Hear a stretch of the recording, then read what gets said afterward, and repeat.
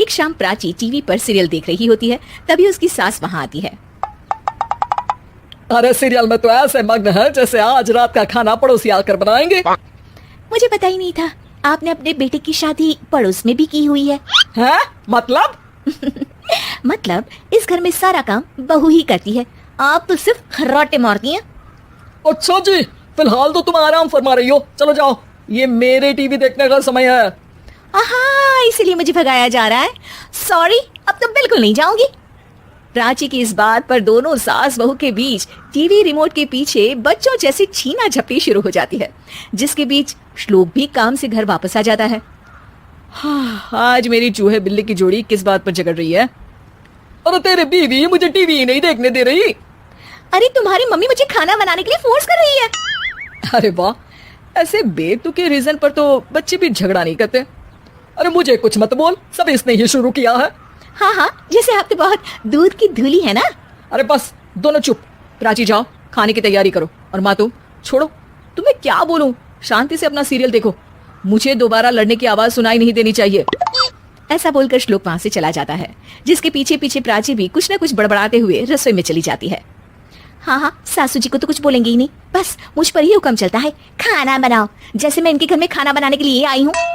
इसी तरह शाम बीतती है और रात को श्लोक और प्राची की सास खाना खाकर सोने चले जाते हैं, लेकिन प्राची गुस्से में कुछ खाए बिना काम में ही लगी रहती है। इस घर में किसी को घंटा फिक्र नहीं पड़ता, मैं खाऊं या भूखी रहूं। प्राची कुछ देर के लिए रसोई से बाहर जाती है और जैसे ही वापस आती है तो वहां दूध का भरा ग्लास देखकर हैरान रह जाती है। फिक्र पूरी है, बस दिखाना नहीं है।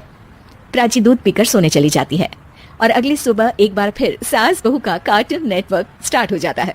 ये तुमने ही किया है। अरे अजीब जबरदस्ती है, मैं बोल रही हूँ मैंने कुछ नहीं किया। दोनों ने मिलकर पूरे घर को पागल खाना बनाया हुआ है।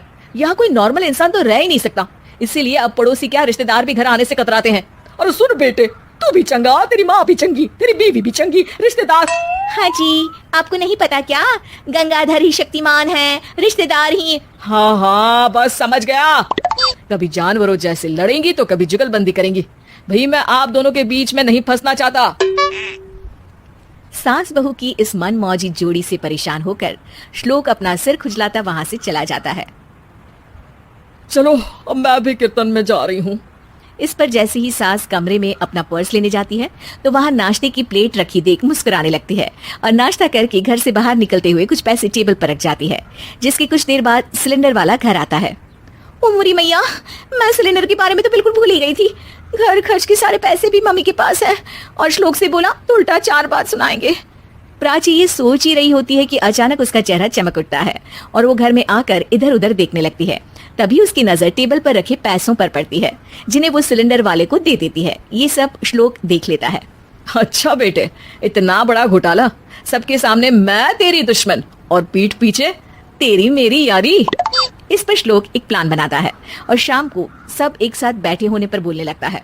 माँ, तुम दोनों की बहुत लड़ाई होती है, इसलिए मैं सोच रहा हूँ कि प्राची को उसके घर छोड़ाऊं, इससे वो भी खुश रहेगी और तुम भी।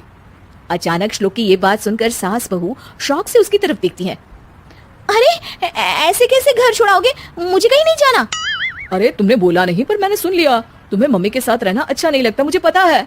अरे वाह, अरे जब बहू खुद कुछ काम बोले तो वो तुझे सुनता नहीं, और अब जो इसने बोला ही नहीं वो तू समझ गया। जब उसे नहीं जाना तो फिर जबरदस्ती क्यों कर रहा है? अच्छा, फिर आपको मौसी के घर छोड़ाता हूँ। बस अब आप दोनों एक घर में एक छत के नीचे नहीं रह सकती। मैं इस टॉम एंड जेरी की जोड़ी को और नहीं झेल सकता। है? ऐसे कैसे नहीं रह सकते? तुम्हें इतनी दिक्कत है तो तुम्हारा बोरिया बिस्तर पैक कर देती हूँ, लेकिन मम्मी जी कहीं नहीं जाएंगी। बिल्कुल यही सुनना था मुझे। अगर दोनों में इतना ही प्यार है फिर हर वक्त ये लड़ाई का नाटक क्यों करती हो? देखा मैंने कैसे माँ किचन में दूध रखती है और तुम उनके लिए कमरे में नाश्ता रखती हो, और कैसे वो पहले ही तुम्हारी दिक्कत समझकर घर में पैसे रखकर बाहर जाती है। अरे भाई, इतना ड्रामा तो डेली सोप में भी नहीं होता जितना तुम दोनों ने इस घर में फैलाया हुआ है। तू हमें टॉम एंड जेरी बोलता है ना, तो याद कर वो दोनों भी एक दूसरे को बाहर वालों की बुरी नजर से बचाने के लिए हमेशा सबके सामने लड़ते थे, लेकिन अकेले में दिक्कत के समय मदद भी तो करते थे। बस हमारा रिश्ता भी कुछ ऐसा ही है। और वैसे भी अगर सास बहू में तू मैं नहीं होती तो दुनिया वालों को कहानियां कैसे मिलेंगी?